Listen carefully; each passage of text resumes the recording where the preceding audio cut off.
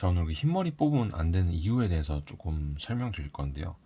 자, 흰머리 때문에 좀 고민하시는 분들 굉장히 많이 있으시죠. 그래서 이 네 가지 정도, 첫 번째, 두 번째, 세 번째, 네 번째, 흰머리가 왜 생기는지, 이 뽑으면 안 되는 이유, 그리고 흰머리 뽑은 자리에서 검은 머리가 날지, 그리고 흰머리 뽑은 자리에서 흰머리가 더 많이 나는지, 뭐 그런 등등 얘기를 좀 정리해서 인터넷에 있는 자료 바탕으로 좀 정리해보는 시간을 가져볼 거고요.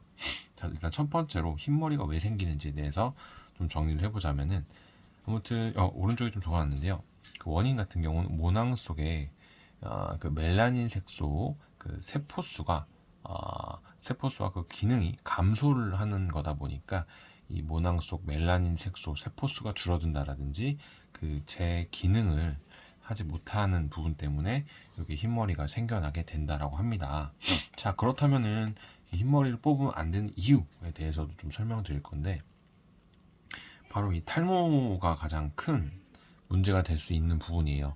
우리 두피의 그 모낭에서 생기는 머리카락 개수가 평생 그 30개 정도로 정해져 있다라고 합니다. 그렇다 보니까 흰머리가 보기 싫다고 계속 뽑다가 이 정해진 숫자보다 더 많이 뽑아 버리게 된다고 하면은 그 해당 모낭에서는 더 이상 머리카락이 자라지 않게 되는 것이다 보니까, 따라서 흰머리를 나서 뽑는 것보다는 차라리 염색을 하는 것이 더 좋다라는 점 참고를 해주시면 되실 것 같고요. 자, 세 번째, 그 흰머리를 뽑은 자리에서 검은 머리가 날까요? 이것도 많이 물어보시는 것 같은데, 자, 결론부터 좀 설명을 드리자면은, 흰머리를 뽑은 자리에서는 검은 머리가 나올 확률이 굉장히 적다라는 점. 자, 흰머리가 그 생기는 원인에 대해서 이 아까 그 모낭 속의 멜라닌 세포 수와 기능이 감소한다라는 것 때문에 말씀을 드렸었죠. 그렇다 보니까 이 근본적으로 머리카락의 색을 결정하는 이 머리카락의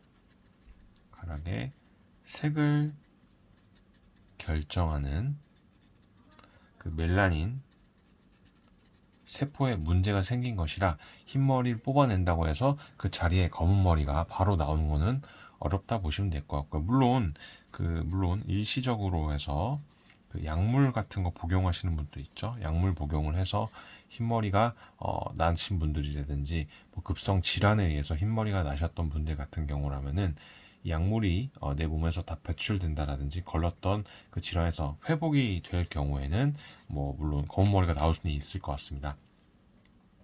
자, 네 번째로 흰머리 뽑은 자리에서 흰머리가 더 많이 난다. 이것도 얘기를 한번 설명 좀 드려보려고 하는데, 보통 이제 새치라고 해서 뭐 개인적으로도 새치 좀 뽑아내고 있는데, 아무튼 이 새치를 쪽집게라고 하나요? 예전에 그 쪽집게 같은 걸로 뽑아내던 시절이 있다라고 하죠.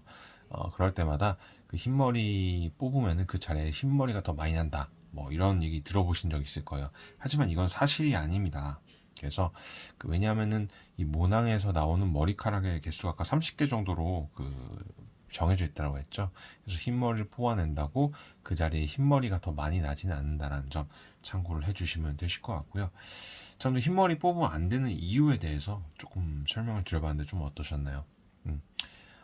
아무튼 이 보기 싫은 흰머리나 새치를 뽑을까 말까 고민하시는 분들에게 조금이라도 도움이 되셨으면 하고요. 흰머리가 많으신 분들은 뽑지 마시고 차라리 이렇게 염색하시는 게 더 좋다라는 점 참고하시면 되실 것 같습니다.